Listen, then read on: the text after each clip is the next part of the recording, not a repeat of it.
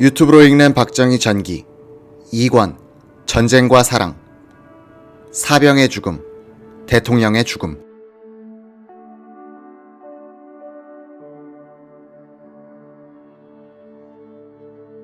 중공군의 개입으로 한국전의 주역은 미중 양군으로 바뀌었고 국군과 인민군은 조역이 됐다. 정치와 외교는 전쟁의 연장이므로 군사적 조역이 자신의 운명을 결정하는 데 주도권을 쥘 수는 없었다.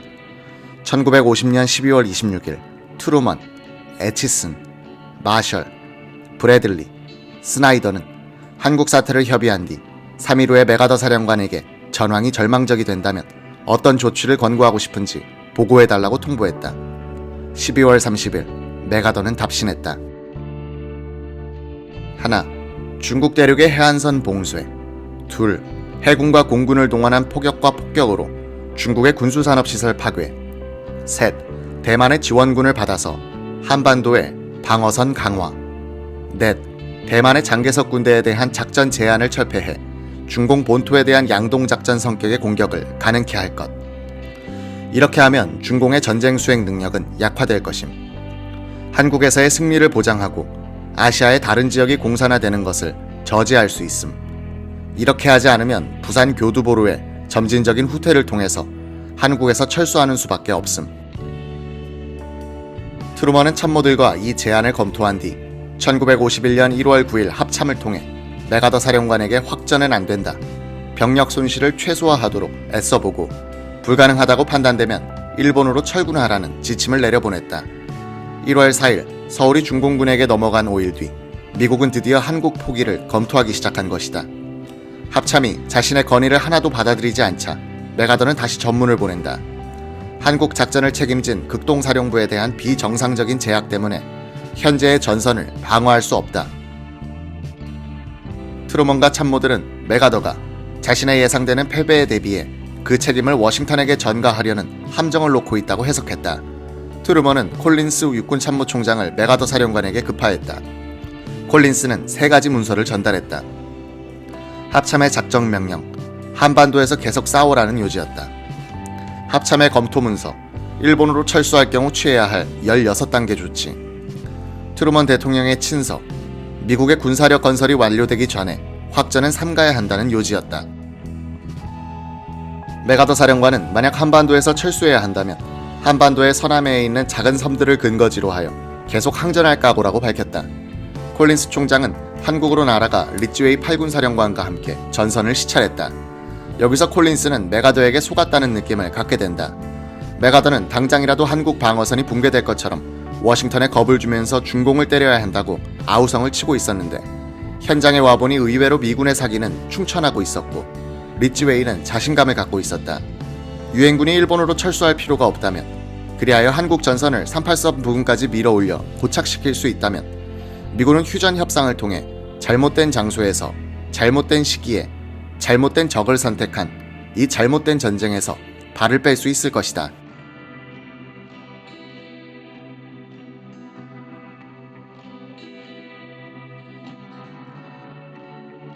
한반도로부터의 철수라는 위협으로서 중공 본토로의 확전을 유도해내려던 메가더의 대도박은 기묘하게도 리츠웨이 사령관의 유엔군이 중공군의 남진을 수원 아래에서 저지함으로써 실패하고 말았던 것이다.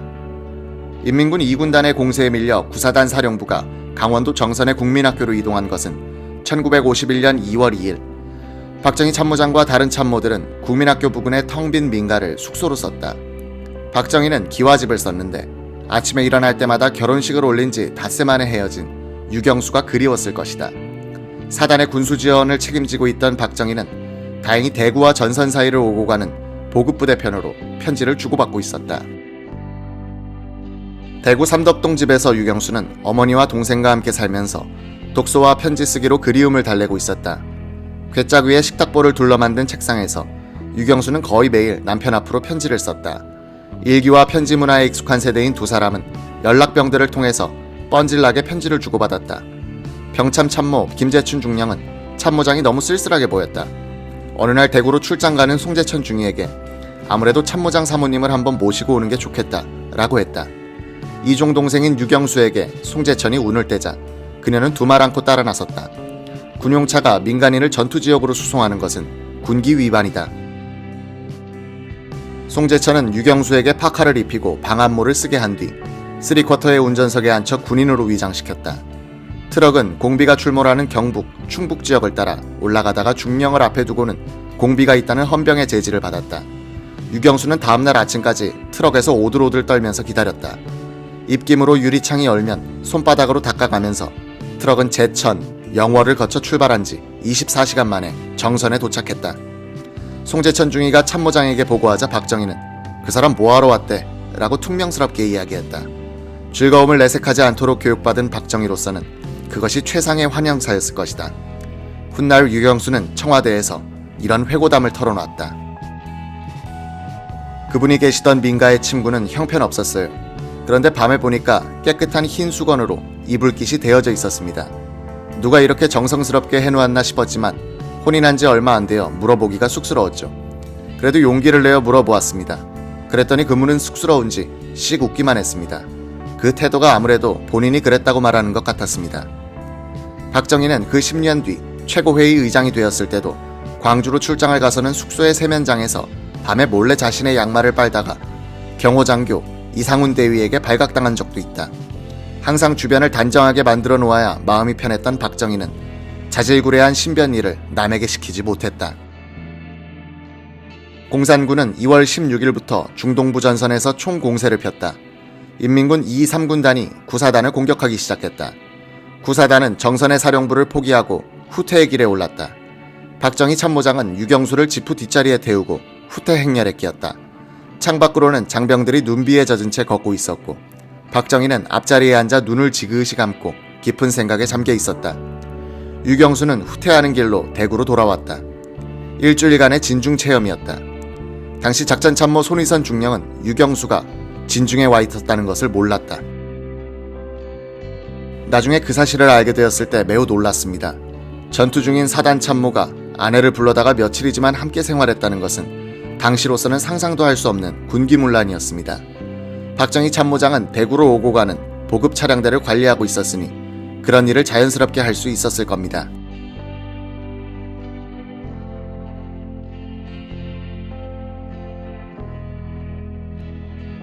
구사단장으로서 석 달 동안 박정희 참모장과 함께 일했던 김종갑은 사단의 안살림을 완전히 참모장에게 맡기고 나는 작전에만 신경을 썼다고 증언했다. 충원, 보급 등 행정적인 업무를 워낙 꼼꼼하게 또 정직하게 처리해주어 저는 걱정할 일이 없었죠. 솔직히 말해서 작전에 대해서도 저보다도 더 많이 알더군요. 사단 사령부가 자주 옮겨 다니고 작전 지역은 넓고 험준해 지휘하는 데 어려움이 많았습니다. 사단장이 대대장 얼굴도 모르고 장교들을 함대 모아 훈시할 기회도 없었습니다. 예비연대를 둘 처지도 못되어 훈련과 교육을 제대로 못하니 전투에서 신병들의 손실이 매우 많았습니다. 1951년 겨울의 강원도 산악전에서 박정희 참모장은 실탄 공급보다도 주먹밥 공급에 더 신경을 써야 했다. 전선에서는 연기를 낼 수 없어 후방에서 만든 주먹밥을 일선 사병들에게 날라다 주었다. 그 사이 주먹밥은 얼음덩어리가 되어 있곤 했다. 주먹밥과 실탄 수송을 맡은 노무자들의 실정은 더욱 비참했다. 일선 사단마다 이런 노무자들을 2,000명씩 데리고 있었다. 이들은 25세에서 40세 연령층으로서 기혼자가 많았다. 1년 기한으로 징집된 이들을 내보내고 나면 보충이 안 된다고 해서 기한을 넘기고도 붙들려 있는 사람들이 많았다. 당시 김종갑의 구사단에서는 큰 접전이 없더라도 인민군의 폭격과 기습으로 하루 평균 30명꼴로 전사자가 발생했다. 어느 날 2명밖에 죽지 않았다는 보고를 올린 작전 참모가 오늘은 좋은 날이니 회식을 시켜주십시오 라고 했다. 김종갑 중장은 박정희 참모장을 불러 준비를 시켰더니 그는 정색을 하고 말하는 것이었다. 한 명도 안 죽었다면 모르지만 2명밖에 안 죽었다고 축하하자는 데는 반대합니다. 그 두 사람의 부모는 아마 대통령이 죽은 것보다도 더 슬플 겁니다. 김종갑 사단장은 속으로 건방지게 무슨 반대야 라고 생각했었는데 그 박정희가 대통령이 되고 나서 문득 그때 그 말이 떠올랐다고 한다. 1951년 3월 3일자로 이성가 준장이 새 사단장으로 부임했다. 그는 1950년 11월 말 평양 북방의 서부전선에서 8사단장으로 있을 때 중공군의 기습을 받아 사단이 붕괴되는 사태를 겪었다. 이 책임을 지고 군법회의에 넘어갔다가 사면돼 사단장으로 복귀한 것이다. 구사단은 3월 6일자로 3군단에서 1군단 소속으로 변경됐다. 이성가 사단장이 부임하자마자 정선군 송계리, 송계국민학교에 들어있던 사단사령부로 걸어다니는 공수부대 인민군 14단을 유격하라는 명령이 떨어졌다. 인민군 14단은 석 달 전 국군 9사단 정면을 침투, 후방 깊숙이 진출해 유엔군의 보급로를 습격하는 등 게릴라 전술을 구사하다가 국군 2사단의 집요한 추격을 받으면서 약 2,000명의 잔존병력을 데리고 태백산맥을 타는 귀환길에 올랐다. 9사단의 29, 30년대와 수도사단의 1개 대대는 3월 14일 강릉 남쪽 약 50km 산악에서 매복하고 있다가 북상하는 인민군 14단을 때렸다. 그 뒤 열흘간 대관령, 오대산, 발왕산 일대의 산악지대에서 9사단은 쥐잡기 작전을 벌였다.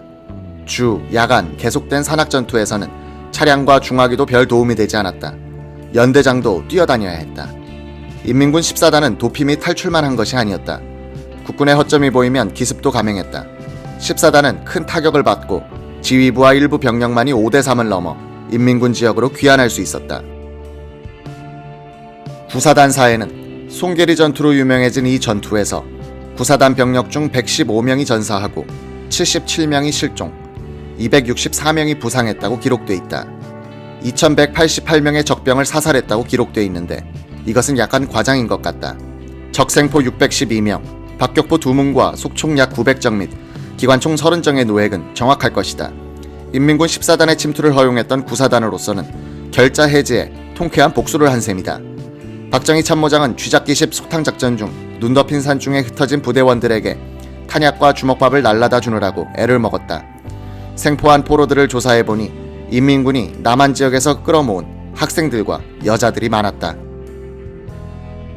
인민군이 유엔군에 밀려 퇴각할 때 데려갔다가 다시 끌고 내려온 이들이었다. 이 송계리 전투는 창설된 지 5달밖에 되지 않은 9사단에 자신감을 심어줬다.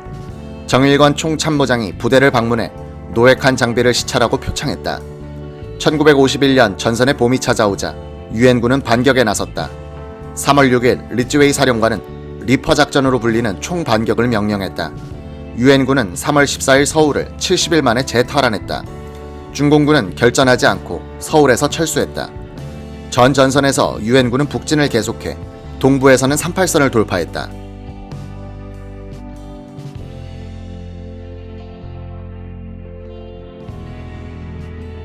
미국 정부는 서울 재탈환과 38선 돌파라는 이 기회를 놓치지 않으려 했다. 미 국무부는 휴전 제안문 초안을 만들어 유엔 참전국 정부에 회람시킨다. 공산군 남침 이전 상황에서 휴전하자는 것이 제안의 핵심이었다. 미국은 중공군이 서울을 점령하고 물밀듯이 남쪽으로 내려가던 1월 13일에는 이보다 훨씬 굴욕적인 조건도 받아들일 자세가 돼 있었다. 이날 영국, 프랑스가 유엔 안전보장이사회에 제출한 휴전안은 현 전선에서 즉시 휴전, 외국 군대 철수, 중공의 유엔 가입 문제를 논의하기 위한 특별기구 구성을 핵심으로 하고 있었다. 사실상 미국의 항복과 한반도의 적화를 의미하는 이 휴전안에 대해서 미국은 참표를 던졌다. 만약 이때 중공이 이 제안을 수락했더라면 휴전선은 37도선에서 그어졌을 것이고 경인, 한강 유역이 북한으로 넘어가 남한은 머지않아 적화됐을 것이다. 다행스럽게도 중공은 휴전 교섭과 동시에 중공의 유엔 가입이란 조건을 내세우면서 유엔 안보리의 제안을 거부했던 것이다. 미국은 리츠웨이 사령관의 용전으로 38선이 회복되자 이제는 무승부를 추구하려고 했다. 미 합참이 미리 보내준 휴전 제안의 초안을 읽어본 메가더는 선수를 친다. 3월 24일 그는 전황 분석이란 발표문을 통해서 유엔이 전쟁을 제안해왔던 태도를 바꾼다면 중공은 순식간에 군사적 붕괴에 직면하게 될 것이다 라고 경고하고 적군의 최고사령관과 전선에서 회담할 용의가 있다고 했다. 전선사령관이 국가 원수와 같은 발언을 한 것이다. 유튜브로 읽는 박정희 전기 2권 전쟁과 사랑 전선에서의 신혼생활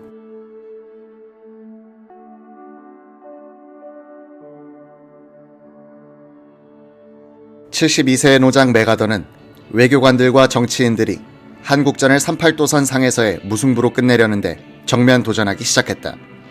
한국전쟁 이전에 거의 모든 전쟁은 승리 아니면 패배로 결말이 지어졌다. 그런데 트루먼 행정부는 한국에서 현지 사령관의 손발을 묶어놓고는 승리도 패배도 아닌 어중간한 그 무엇을 성취하려고 했다. 제한전이라는 개념은 선명한 승부밖에 모르는 군인으로서는 이해할 수도 받아들일 수도 없는 정치인들의 말장난이요 음모였다. 메가더는 대외적인 발표를 할 때는 합참의 허가를 받으라는 트루먼 측의 지시를 무시하고 기자들과 정치인들에게 자신의 불만을 털어놓았다. 1951년 4월 5일 미 하원에서 공화당 조 마틴 의원이 메가더의 편지를 공개한 것이 결정타가 됐다. 마틴은 그 전에도 우리가 한국에서 승리를 위해서 싸우는 것이 아니라면 트루먼 행정부는 미국 젊은이들을 살해한 혐의로 기소되어야 마땅하다고 공격한 적이 있는 우파였다. 메가더는 마틴이 자신에게 보낸 편지에 답장을 썼는데 마틴은 그 내용을 공개했다. 우리는 한국에서 유럽을 구하기 위해서 싸우고 있는데 외교관들은 말로서만 싸우고 있다. 아시아에서 우리가 공산주의자들에게 진다면 유럽의 멸망은 불가피하다. 귀하가 지적한 대로 우리는 여기서 승리해야 한다. 전장에서 승리를 대신할 것은 아무것도 없다. 격분한 트루먼 대통령은 5일 뒤 메가더 원수를 극동사령관직에서 해임했다. 메가더의 후임은 리츠웨이 미 8군 사령관. 리츠웨이의 후임에는 벤플리트 중장이 임명됐다. 이승만 대통령은 메가더의 해임 뉴스를 듣고 나서 트루먼 그 사람은 우리의 희망을 빼앗아갔다고 말했다. 이승만이 이 무렵 그의 홍보 고문이던 로버트 T. 올리버한테 보낸 편지는 메가더 해임이 영국과 미 국무부의 음모라는 시각을 담고 있다. 트루먼은 이때 중공은 소련의 앞잡이라는 도식에 사로잡혀 있었다. 중공이 한국전에 개입한 것은 소련의 하수인으로 한 짓이며 미국이 만주를 치고 중국 본토를 봉쇄하면 소련이 반드시 서유럽을 공격할 것이고 미소 정면 대결이 벌어질 것이라 확신했다. 트루먼은 소련과의 정면 대결에 대비한 군사력 증강이 되어 있지 않은 미국으로서는 이계 전선에서 출혈을 감당할 수 없다고 생각했다. 최근 모스크바에서 공개된 구소련의 기밀 문서에 의해서 트루먼의 이 생각은 오판이었음이 밝혀졌다. 그때 스탈린은 미국과의 정면 대결을 피하려고 안간힘을 쓰고 있었다. 미군이 만주를 폭격하더라도 소련은 참전하지 않았을 것이고 미국과의 대결을 피하기 위해서 북한을 포기할 준비가 되어 있었다는 것이다. 소련과 중공의 관계에 대해서 냉정한 관찰을 하고 있었던 것은 영국이었다. 노동당 총리 애틀리는 중공군의 개입 직후 트루먼과 정상회담을 하는 자리에서 이렇게 충고했다. 소련과 중공은 극동에서는 필연적으로 경쟁자일 수밖에 없다. 우리는 중국인으로 하여금 소련이 우리의 유일한 친구이다 라는 생각을 갖지 않도록 해야 한다. 우리가 중공을 소련의 졸개로 취급한다면 우리는 무의식 중에 소련에 도움을 주게 될 것이다. 중공은 티토화할 요인을 갖고 있다.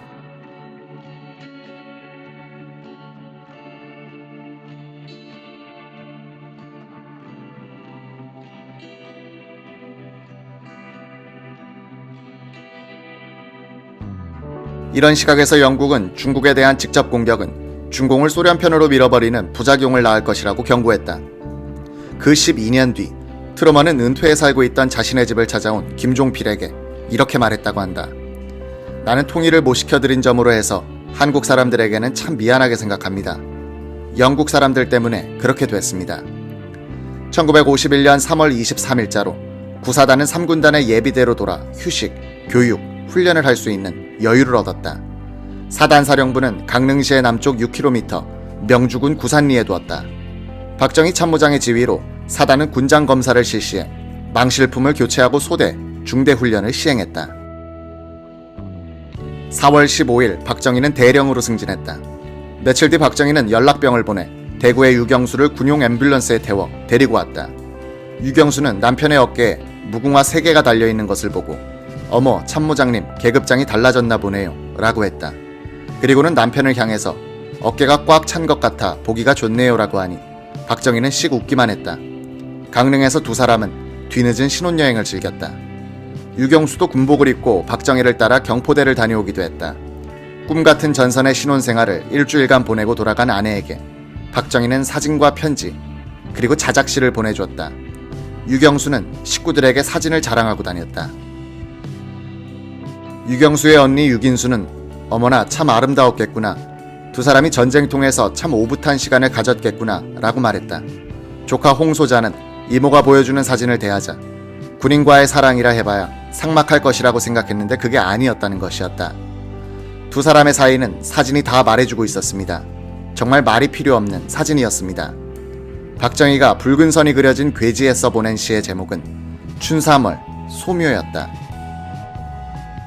벚꽃은 지고 갈매기 너훌너훌, 거울 같은 호수에 나룻배 하나, 경포대 난간에 기대인 나와 영, 노송은 정정 정자는 우뚝, 복숭아꽃 술을 놓아 그림이고야, 여기가 경포대냐 고인도 찾더라니, 거기가 동해냐 여기가 경포냐, 백사장 푸른 솔밭 갈매기 나르도다, 춘삼월 긴긴 날에 때가는 줄 모르도다, 바람은 솔솔 호수는 잔잔, 저 건너 봄사장에 갈매기 때 날아가네, 우리도 노를 저어 누벼볼 거나. 유경수는 이 시에 나와 영이란 글귀에 영자에 연필로 동그라미를 그려놓고 나 영수라고 적어두었다. 말미에 1951년 4월 25일이라 적혀있는 이 시를 유경수는 오랫동안 간직하면서 두고두고 읽어보곤 했다.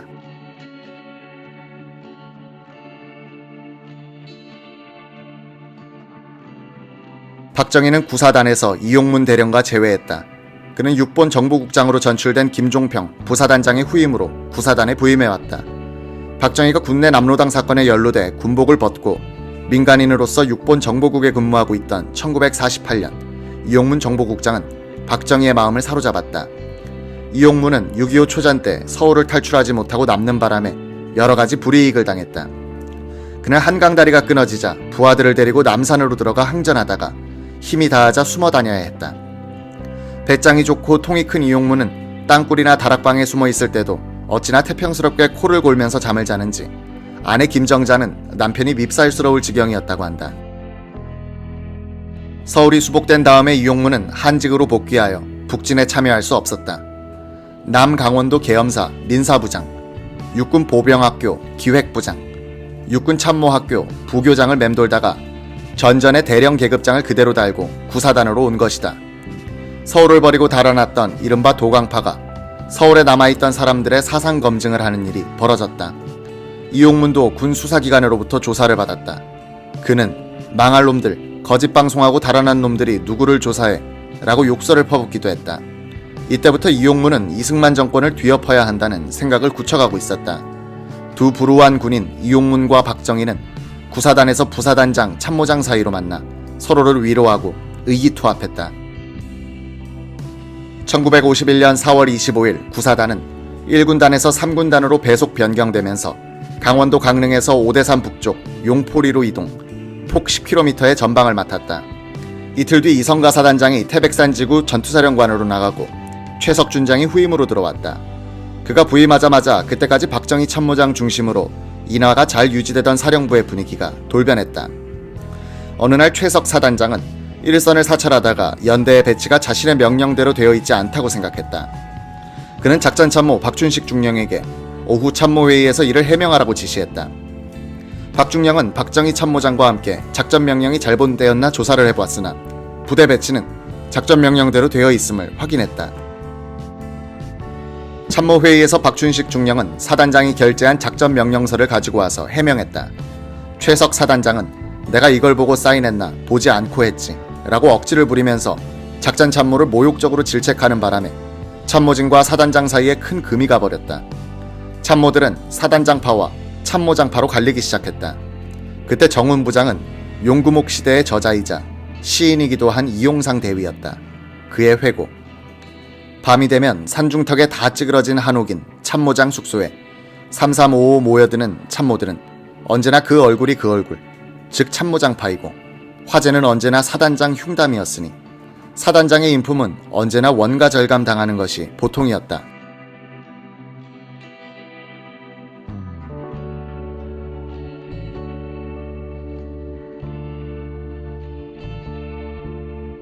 어느 날 밤 K참모가 참모장님, 사단장 각하께서 포마드를 공급하지 않는다고 며칠째 기합인데 포마드도 군수품 품목에 들어있습니까? 하고 물었다. 포마드라니 머리에 바르는 것 말이야? 예, 그렇습니다. 박정희 대령은 순간 매서운 눈초리로 변하더니 중공군이 30리 밖에 와있는 판국에 포마드는 무슨 놈의 포마드야. 길가에 말똥 손똥 많지 않던가. 그거 부스러지지 않은 걸로 깡통에 담아서 갖다 줘요. 박 대령의 이 한마디에 모여 앉은 사람들은 가가대소했다. 박정희, 김재춘 병참참모, 이용상, 이 세 사람은 짬만 나면 개울가로 가서 개를 잡아 안주로 삼았다. 문제는 술인데 후방에서 귀하게 구해온 청주나 국산 위스키가 없으면 의무실에서 에틸 알코올을 가져와 물에 타서 마셨다. 어느 날이었다. 박정희 참모장 막사에 참모들이 모여있는데 김시진 헌병대장이 강릉에 갔다 오는 길이라면서 생선회 한 접시와 위스키 한 병을 들고 오더니 놓고 나갔다. 그리고는 옆에 있는 사단장 막사로 들어가는 것이었다. 이 광경을 보고 한 참모가 박정희 대령에게 말했다. 참모장님, 이상한데요. 사단장님이 평소 술도 좋아하지 않는데 이 야전에서 웬 생선회를 찾을까요? 참모들은 걱정스러운 표정을 지으면서 귀를 사단장 막사로 기울였다. 관련자와 목격자들의 증언을 종합하면 상황은 대체로 이런 식으로 진행됐다. 생선회에 왔습니다. 그래 빨리빨리 들어오라 그래. 최석 사단장이 급히 야전 의자를 펼치는 소리가 들렸다. 김시진은 자기 보고 앉으라는 신호인 줄 알고 의아했다고 나중에 실토했다. 영문을 모른 김시진은 사단장님 시키시는 대로 동해 안에 가서 싱싱한 생선회를 가져왔습니다 라고 되풀이했다. 그러니까 빨리 들여보내라고. 글쎄 여기 생선회가. 갑자기 우당탕하는 소리가 들렸다. 참모장실에서 귀를 기울이던 박정희, 이하 참모들은 웃음을 참으려고 애썼다. 사단장의 고함 소리가 들려왔다. 야 이 새끼야, 내가 살아있는 생선 먹고 싶다고 했지 죽은 생선 먹고 싶다고 했나? 눈치도 없는 놈아. 국내에서 유명해진 이 생선 사건의 후일담이 있다. 5.16 거사 직후 김시진은 반혁명분자로 몰리고 있었다. 혁명 주체 김재춘이 박정희 소장을 찾아가 말했다고 한다. 구사단에 있을 때 그 사람은 생선이라는 말이 여자를 가리킨다는 것도 모를 만큼 순진한 사람이란 사실 잘 아시지 않습니까? 우리가 데려다가 씁시다. 김시진은 청와대 정보비서관으로 발탁됐고 집에서 쉬고 있던 최석 예비역 장군도 박정희의 배려로 국가안전보장회의 상임위원으로 구제됐다. 생선 사건이 있은 며칠 뒤 박정희 참모장은 아프다면서 출근을 하지 않더니 의무부장으로부터 진단선을 끊어와서 사단장 앞에 내어놓고는 대구집으로 정양을 가야겠다고 했다. 이 무렵 박정희는 전출을 위해 노력했고 상부에서는 그를 대구에 있는 육군정보학교장으로 발령을 낼 참이었다.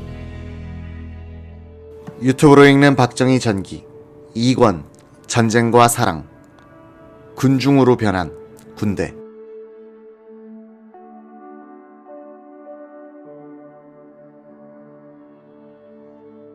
대구의 육군정보학교 교장으로 내정된 박정희 참모장을 보내는 부하들의 환송연이 끝난 뒤 정훈부장 이용상 대위가 말했다. 참모장님, 정보학교 교장으로 가신다니 간절한 부탁이 하나 있습니다. 이렇게 말문을 연 이용상은 김일성의 동생 김영주와의 인연을 설명했다. 보성 전문학교에 다니던 이용상은 일본 군대에 강제 징집돼 중국 전선에서 근무하다가 탈출, 중국군 193사단에서 근무했다. 일본이 항복한 뒤 일본군 82여단을 무장 해제시킬 때 일본군의 통역으로 일하고 있는 김영주를 발견해 중국군으로 옮겨줬다. 9달 동안 중국군 부대에 함께 있으면서 정이 들었던 두 사람은 1946년 5월 함께 서울로 돌아왔다. 김영주는 이용상의 집에서 일주일간 머물다가 평양으로 떠났는데 헤어질 때 하던 말이 오래 남았다. 내래 일본군에서 통역했다는 사실을 안다면 형님은 나를 용서하지 않을 겁니다. 용서가 아니라 맞아 죽을 겁니다. 이런 사정을 박정희에게 설명한 뒤 이용상 대위는 정보학교에 가시면 혹시 김영주가 지금 어떻게 되어 있는지, 죽었는지 살았는지라도 좀 알려주십시오 라고 간청했다. 약간 긴장된 표정으로 생각에 잠겨 이야기를 다 듣고 있던 박정희 대령은 입을 뗐다. 여보 이대위, 그 친구가 일본 통역을 했긴 올서니 흠될 게 뭐요. 그런 동생을 김일성이가 때려 죽인다니 말이나 돼요. 나는 김영주가 조국을 배반했다고는 보지 않소. 그 친구가 일본군 통역을 한 데는 아까 이대위가 말한 대로 딱 한 사정이 있지 않았소. 내가 만주군에 간 것도 말 못할 사정이 있었던 때문이요. 아무튼 잘 알았으니 그 친구 소식이 있는 대로 알리지요. 걱정 마시오. 박정희 대령은 대구로 가는 길에 후방에 있던 김재춘 병참부장의 부대를 찾아갔다. 김재춘은 송아지를 한 마리 잡아 보신을 시켜주고 하룻밤을 같이 보냈다. 박정희가 대구 삼덕동의 셋집에 도착한 것은 1951년 5월 10일. 쇠약해진 박정희는 보름간 집에서 정양했다. 유경수는 인삼을 다려 남편을 먹였다. 박정희의 이 귀가는 위기일발의 탈출로 밝혀진다. 5월 16일 저녁 동부전선에 집중된 중공군의 대공세로 박정희가 키워온 구사단은 괴멸되고 수많은 전사, 부상, 실종자가 발생했다. 체력이 떨어진 박정희가 전선에 있었더라면 산을 넘고 물을 건너는 후퇴 과정에서 희생됐을 가능성이 높다고 김재춘은 말한다. 박정희는 자신이 산파역을 맡았던 구사단의 붕괴를 안타깝게 생각해 대통령이 된 뒤에도 이 현리 참패에 대해서 많은 이야기를 하곤 했다. 고개 하나 때문에 2개 사단이 붕괴된 이 현리 대패는 6.25 전사를 통틀어 가장 쟁점이 많고 교훈도 많은 전투로 기록됐다. 1951년 5월 16일 저녁 중공군은 동부전선에서 또다시 대공세를 펴면서 인제, 현리, 오대산, 설악산 일대에 배치돼 있던 국군 3군단과 미 10군단 예하 국군 5, 7사단을 집중적으로 때렸다. 이 4개 사단이 아무래도 미군보다 취약했기 때문이다. 16일 밤 10시쯤 구사단의 이용문 부사단장이 유재흥 3군 단장에게 전화를 걸었다. 우왼쪽에 인접한 7사단이 밀리고 있어 오마치 고개가 차단될 것 같습니다. 사단의 중잔비를 미리 빼겠습니다.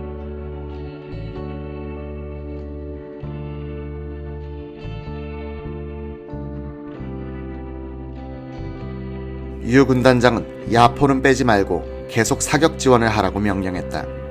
낙동강 방어전 때 영천회전에서 대승을 거뒀던 유재흥 장군은 이때 오마치 고개에 병력을 투입해 확보하지 못했던 것을 후회한다. 현리 대패는 오마치 고개를 확보하지 못했기 때문에 일어났다. 그때 전방 산악지대에 배치된 3군단의 2개 사단, 즉 3구사단에 대한 유일한 보급로가 이 오마치 고개를 지나고 있었다. 이 고개를 적이 차단하면 2만 병력이 전방에서 고립되는 상황이었다. 그래서 유재흥 군단장은 구사단 29연대에 1개 예비대대를 이 고개에 배치했다. 그런데 미군 측은 앞서 전투지경선을 조정하면서 이 오마치 고개를 3군단이 아닌 10군단의 7사단 관할로 변경시켜버렸다. 유 군단장이 항의해도 알몬드 10군단장은 막무가내였다. 알몬드 군단장은 한술 더 떠 오마치를 확보하고 있던 구사단 병력에 철수를 요구했다. 유재흥은 무슨 소린가? 우리 군단의 생명선을 우리가 지키는데 하고 버텼다. 알몬드는 자신의 전투관할 지역에 다른 부대가 들어와 있는 것은 참을 수 없다면서 상급인 8군 사령부에 항의, 구사단 병력을 철수시켰다. 이렇게 무인지경이 된 이 요충지를 중공군이 기습 장악해버린 것이다. 중국 측 공관사에 따르면 항미 원조지원군 20군 60사단은 신속하게 적의 중심을 향해서 진격해 5월 17일 새벽 3시에 오마치 일대를 점령, 국군 3, 9사단의 철수로를 차단했다는 것이다. 중공군은 지도상으로는 23km이지만 실제 거리는 30km를 넘는 험준한 상중을 8시간 만에 신속한 야간 행군으로 돌파해 오마치 고개를 점령한 것이다. 이 경이적 행군 속도가 유재흥 군단장의 계산을 흔들어버렸다. 유 장군은 지형과 거리를 감안하여 적이 오마치에 도착할 시간을 17일 오후로 보고 대처하고 있었던 것이다. 정면에서 밀어닥치는 중공군을 받아내기도 힘든데 유일한 철수로까지 차단되어 사실상 포위되어버린 3, 9사단은 혼란 상태에 들어갔다. 유 군단장은 17일 오후 경비행기를 타고 현리에 내려 3사단장 김종우, 9사단장 최석을 불렀다.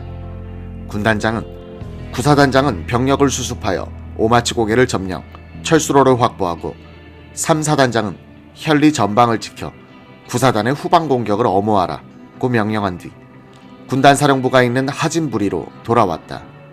나중에 그는 내가 현리에 남아 오마치 탈환 작전을 직접 지휘했었어야 했다고 후회한다. 이날 오후 5시 유 군단장은 양 사단장이 요청한 보급품을 현리에 공중 투하했다.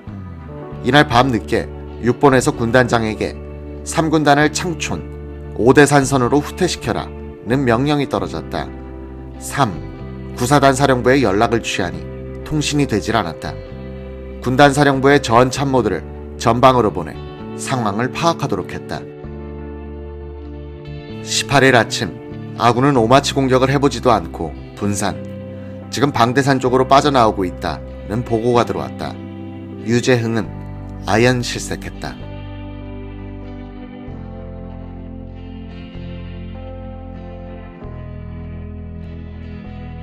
3. 구사단은 왜 붕괴했는가? 5월 17일 새벽에 양사단의 유일한 퇴로가 지나는 오마치 고개가 중공군에게 우회 점령되자 이계사단 약 2만 병력과 수백 대의 차량이 전방 방어선을 포기 현리, 용포리 부근으로 집결했다. 밀려든 병력과 차량으로 폭 5m도 안 되는 좁은 길이 심한 교통체증을 빚었다. 이날 오후 최석 구사단장은 30년대로 하여금 오마치 고개를 점령 활로를 뚫도록 명령했다고 한다. 30년대는 그 일주일 전에 중공군으로부터 매봉산, 한석산을 탈환한 전투력이 강한 부대였다. 국방부의 한국전쟁사는 17일 밤 적이 사격하는 포탄이 용포리, 현리 간의 도로에 낙하하기 시작하자 혼란이 일어나 어떤 영문인지 30년대의 1대대, 2대대는 오마치 고개를 공격하지 않고 방대산으로 철수했다. 다리골과 구만 동선에서 진지를 점령하고 있던 3대대는 다음날 새벽이 되어도 상부의 지시가 없어 연대 본부에 사람을 보냈더니 철수하고 없었다 라고 적고 있다. 3대대 이하 10중대원들은 철수 통보를 받지 못한 채 개인호를 파고서 모두 잠들었다가 중공군에게 포로가 됐다. 30년대장 손희선은 이 기록을 반박한다. 저는 오마치 돌파 명령을 사단장으로부터 받은 적이 없습니다. 오마치 고개 북쪽 고지에 배치돼 군단의 철수를 엄호하도록 명령받았을 뿐입니다. 최석 사단장이 과연 30년대장에게 오마치 고개 돌파 명령을 확실하게 내렸는지는 애매하다. 그는 생전 증언에서 유재흥 군단장으로부터 돌파 명령을 받았는지도 확실치 않다고 했을 정도다. 구사단 30년대를 엄호해 오마치를 돌파하기로 되어 있던 3사단 18년대는 30년대의 공격을 기다렸으나 공격 개시 시각이 지나도록 소식이 없자 수색 중대를 30년대 쪽으로 보냈다. 30년대를 포함한 구사단이 방대산 쪽으로 철수하고 있다는 보고가 들어왔다. 최석 사단장을 수행하고 있었던 김재춘 군수참모는 주변에서 소총 소리가 들리니까 사단장은 지휘를 포기하고 방대산으로 올라갔다. 그때 최석 준장은 제정신이 아니었다 라고 증언했다. 독전해야 할 사단장이 무질서한 후퇴를 선도한 셈이다. 구사단 28연대 부연대장이던 염정태 중령은 이렇게 말했다. 유일한 후퇴로가 막혀버려 아군이 중공군의 포위망에 들어갔다는 사실이 알려지자 현리, 용포리에 모여있던 장병들 사이에는 공포감이 확산됐습니다. 밤이 오고 오마치 돌파에 실패하자 순식간에 집단적인 공황 상태가 빚어졌어요. 아직은 중공군이 현리 쪽으로 집중 사격을 하고 있지 않았는데도 장병들은 뿔뿔이 방대산으로 기어올라 철수하기 시작했습니다. 지휘체계가 무너져버린 것은 적의 공격 때문이 아니라 공포감 때문이었습니다. 지금 생각해도 참 부끄러운 일이었습니다. 영천회전의 영웅 유재흥 당시 3군 단장은 17일 오후 현리로 비행기를 타고 와서 작전 명령을 내린 뒤 군단사령부로 돌아갔다. 포위망 속의 장병들은 이 비행기를 바라보면서 야 군단장이 우리를 버리고 도망간다 라고 생각했다는 것이다. 이런 근거 없는 군중 심리도 사태를 걷잡을 수 없게 만드는 한 요인이었다. 공황 상태에 빠진 이계사단은 싸워보지도 않고 방대산을 타고 후방으로 달아나기 시작하면서 뿔뿔이 흩어지고 지휘체계는 마비됐으며 조직이 와해돼 버렸다. 군대가 군중으로 변해버렸다. 상황이 유리할 때는 초임, 불리해지면 오합지졸이 되어버리는 국군의 특성은 주변의 힘의 관계에 너무나 민감한 기회주의적 민족성을 반영하는 것이다. 군인으로서 지켜야 할 의무와 명예가 내면화되어 있지 않고 강제적 규율에 의해서만 봉합되어 있는 군대는 위기를 맞으면 눈 녹듯 해체되고 마는 것이다. 물론 결정적인 책임은 도망에 앞장선 지휘관들의 무능이었다.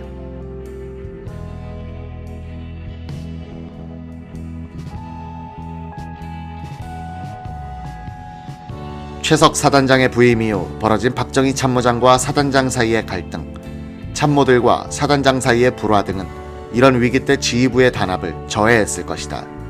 군대가 붕괴해버리면 사단장이나 이등병이나 개인으로 돌아가 자신의 체력만 믿고 제 살 길을 찾아간다.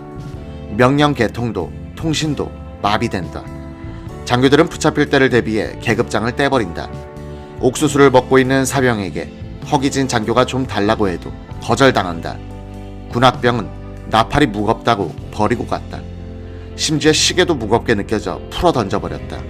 중화기도 버렸다.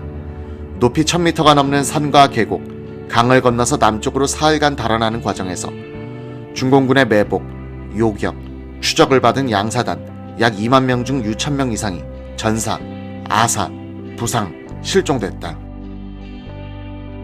구사단 병참 참모 김재춘 중령은 몸이 크게 쇠약해져 있던 박정희 참모장이 부대에 남아있었더라면 후퇴 과정에서 탈진해 변을 당했을 가능성이 높다고 했다. 그때 박정희 참모장 숙소에서는 젖먹이가 딸린 아주머니가 가정부처럼 일하고 있었습니다. 아주머니가 저와 함께 후퇴하는데 깊은 계곡물을 건너게 되었습니다. 그때 적의 총격이 있었습니다. 허겁지겁 건너는데 그 아주머니가 제 앞에서 가고 있었습니다. 등에는 빈 포대기만 있어요. 아주머니, 아이는 어떻게 했어요? 라고 했더니 그제서야 떠내려간 아기를 찾는다고 야단합디다만 이미 늦었죠. 돌아온 사자 조창호 소위는 당시 구사단 30년대 1대대에 배속된 포병 관측장교였다. 한석산에 있다가 철수 명령을 받고 유선 가설병과 함께 전화선을 거두면서 포대 본부로 돌아오니 모두 철수하고 아무도 없었다. 그 뒤 3일간 산중을 헤매면서 남쪽으로 향했다. 남행길에 국군과 미군들을 덜어 만났으나 뭉쳐서 걸으면 들키기 쉽다고 해서 개인 행동을 했다. 그는 연기가 피어오르는 민가에 들어갔다가 그 집에 와있던 중공군에게 붙잡혔다. 5월 18일 미군은 국군이 현리해버리고 간 수백 대의 차량과 대포들을 폭격해 불태워버렸다. 구사단이 철수 48시간 뒤 직선거리 약 50km 후방 속사리에서 재집결했을 때 병력은 약 1300명에 불과했다. 구사단의 최종적인 피해는 총 병력의 약 35%, 총 화기의 약 80%였다. 중공군은 5일간의 공격으로 인제에서 하진부리까지 약 100km를 돌파했으나 보급선이 길어지자 힘이 빠지기 시작했다. 5월 23일 유엔군은 반격을 개시, 실지를 회복했다. 화가 난 벤플리트 미 8군 사령관은 국군 3군단을 해체해 구사단을 미 3사단에, 3사단을 국군 1군단에 배속시켰다. 유튜브로 읽는 박정희 전기, 이권, 전쟁과 사랑, 이승만, 제거 계획.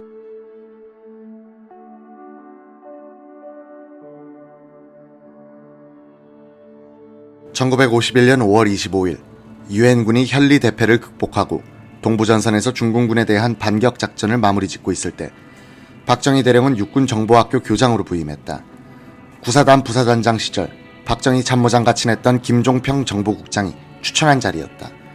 정보학교는 대구 칠성국민학교 교사를 빌려 쓰고 있었다. 정보요원들의 교육을 맡은 학교라 박정희는 모처럼 안정된 가정생활을 할 수 있었다. 대구 삼덕동 셋집에는 이즈음 한 손님이 들었다. 그는 뒤에 민간인으로서 5.16 주체 세력이 되고 공화당 원내 총무를 역임했던 김용태였다. 그는 이 무렵 박정희의 조카 박영옥과 결혼한 김종필과 서울사대 동창 사이였다. 김용태는 김종필 대위의 소개로 박정희를 만났다. 그는 미 8군 연락장교단에서 일하고 있었는데 박정희 내외는 건너방에서 공짜로 기거하도록 해줬다. 김용태가 사양하니까 유경수가 말했다. 전쟁 때는 어딜 가도 고생일 테니 우리 집에서 고생하세요. 먹고 자는 것이 그렇게 부담스러우시면 전쟁이 끝난 다음에 쌀이나 10가마쯤 가져오세요. 박정희의 귀가 시간은 늦은 편이었다. 박정희는 가끔 김용태를 불러서 소금을 안주 삼아 소주잔을 기울였다. 깡수를 마시다가 보면 빨리 취하는 법. 박정희는 독백처럼 쏟아놓는 것이었다. 전쟁이 빨리 끝나야 할 텐데 동족 상잔의 전쟁을 무모하게 끌고 간다는 것은 참으로 비극이야. 전쟁을 막으려면 나라가 힘이 있어야 하는 거야. 특히 공산주의의 침투를 막으려면 빈곤을 없애는 길밖에는 없어. 빈곤 퇴치. 이것이 우리의 당면 과제야.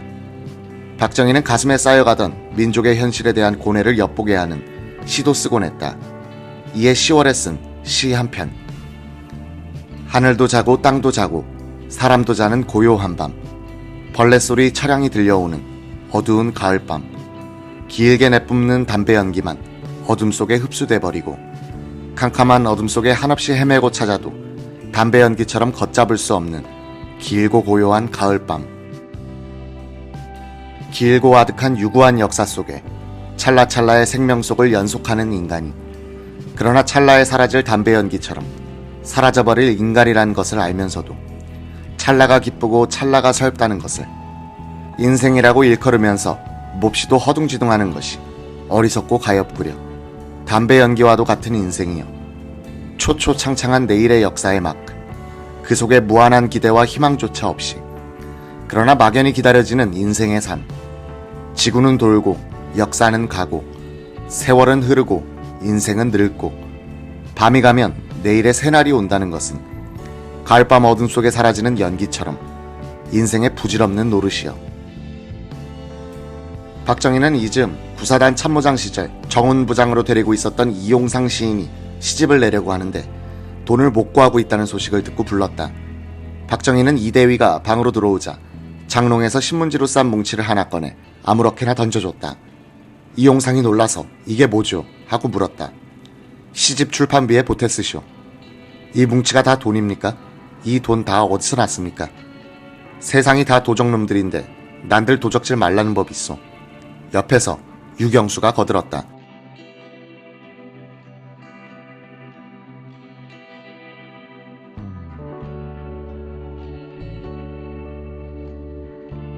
이대위님, 염려하실 돈이 아닙니다. 저분 마음 변하시기 전에 어서 갔다가 좋은 시집 내세요. 이렇게 하여 출판된 시집이 아름다운 생명이었다. 이 무렵 박정희는 1년 반 전에 헤어진 이연란과 스친다. 이연란은 그때 재혼하여 대구에서 살고 있었다. 이 씨의 생전 증언. 내가 모양 내고 원피스 입고 싹 빼고 가는데 지프에 빵빵대는 소리가 들려요. 돌아다 보고 깜짝 놀랐어요. 6.25 사변통의 월북캐슬이라고 생각했었는데 박 씨가 내리려고 해서 나 살려라 하고 막 뛰었죠. 마침 트럭이 지나가서 만나지 못했어요. 1951년 11월 29일 박정희는 아내의 생일 선물로 스웨터를 사줬다. 12월 10일 박정희 대령은 대구에 있던 육군본부 작전교육국 작전차장으로 전보됐다. 그해 6월부터 육군참모총장 이종찬 아래서 작전국장으로 있던 이용문 준장이 끌어준 것이었다. 두 사람에게는 세 번째의 만남이었다. 그때 육군참모차장은 유재흥으로, 육보는 총장, 차장, 작전국장이 모두 일본 육사 출신들이었다. 전임 정일권 총장, 강문봉 작전국장이 만주 군관학교 출신이었던 것과 대주적이다. 박정희는 만군 출신으로 분류되지만 만주 군관학교 예비과정을 수석 졸업, 일본 육사에 유학하여 3등으로 졸업함으로써 엘리트 의식이 강한 일본 육사 출신들도 한 수 접고대했다. 시인 구상은 그때 국방부 기관지인 진중신문, 승리일보의 편집 책임자였다. 친구인 이용문과 자주 어울렸다. 이 준장은 그를 참모회의에 참석시키기도 했다. 어느 날 이용문의 사무실로 구상이 놀러갔더니 조그맣고 새까만 장교 한 사람이 와 있었다. 이용문이 그 사람을 소개시켜주면서 일본말로 이 사람은 의리의 남아야 라고 했다. 그 사람, 박정희 대령의 눈이 퍽 인상적이었다. 맹수의 그것처럼 매서웠는데 눈동자가 한가운데 있질 않아 잘못 보면 삿발뜨기 같았다. 이, 구, 박 세 사람은 곧 술친구가 됐다. 주석의 분위기는 이용문과 구상이 주도했다. 박정희는 상관인 이용문을 의식해 활달하게 놀지 않았다. 구상은 박정희의 견식이 높은데 놀랐다. 책을 손에서 떼지 않는 사람인 것 같았다. 역사서를 많이 읽고 있었는데 베트남 흥망사에 대해서 이야기할 때는 상당히 깊은 이해를 하고 있음을 알 수 있었다. 작전굿 교육과장 최영성 중령의 눈에 비친 박정희는 말없는 사나이였다. 공문을 기한에 결제받으러 가면 설명을 듣지 않고 미결, 기결, 보류라고 적힌 서류함에 두고 가라고 했다. 며칠 뒤 박 대령이 서류를 과장에게 돌려줄 때 보면 오자, 탈자까지 교정을 보고 자신의 소견을 메모한 부전지를 첨부해 두곤 했다. 이용문 국장은 일선 시차를 명목으로 사무실을 비우는 일이 잦아 안살림은 박정희의 몫이었다. 박정희는 차장이 아니라 국장의 대리자였다. 박정희의 전임자는 정래혁 대령이었다. 그는 이용문과 함께 일선 시차를 자주 했다. 이용문 장군은 팔랑개비 같은 경비행기를 타기만 하면 쿨쿨 자요. 우리는 불안해서 오금을 못 펼 지경인데 그분은 대담하면서도 천진난만했어요. 낙동강 하구 상공을 지날 때인데 오리떼가 보이니까 고도를 낮춰 오리떼 속으로 들어가게 했어요. 놀란 새들이 솟구쳐 오르니까 박수를 치고 좋아하는 것이 어린아이 같았어요.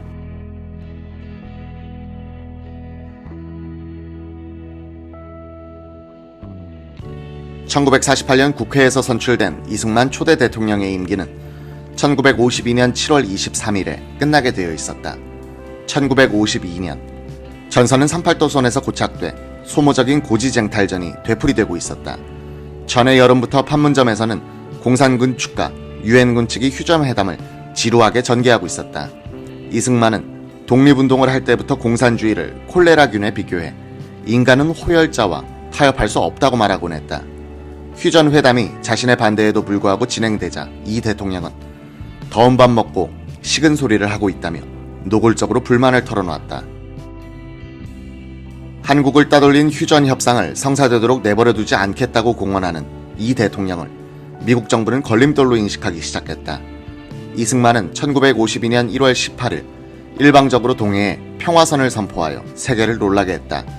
2월 12일 미국은 평화선은 인정할 수 없다고 이승만에게 통보했다. 이승만 대통령도 미국의 싸늘한 시선과 음모를 예민하게 인식하고 있었다. 1951년 5월 4일 3인칭으로 쓰인 이승만 대통령 일지에는 이렇게 적혀 있었다.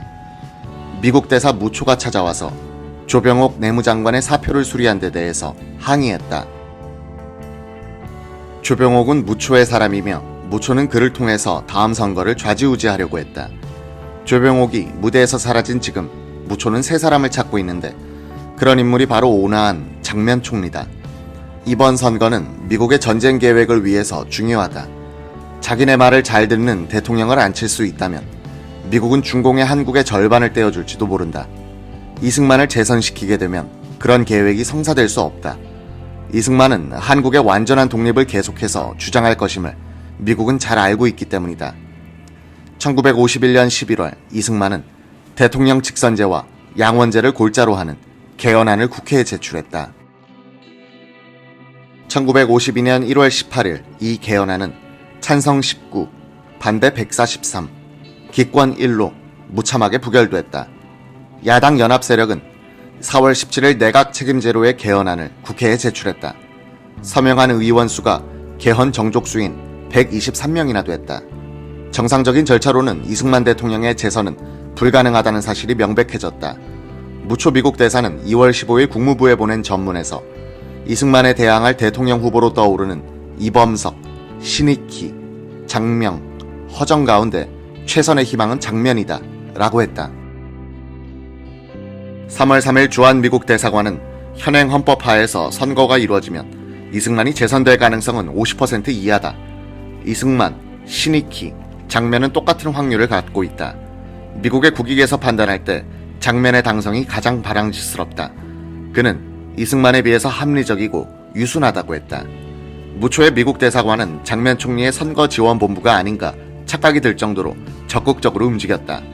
그 전략의 핵심은 이승만이 경찰, 특무대, 헌병 같은 수사기관과 청년단 및 우익단체를 이용해 국회의원들을 협박하지 못하게 견제하는 것이었다. 국회의원들이 자유의사로 투표할 수만 있도록 해주면 장면의 당성이 가능하다고 본 것이다.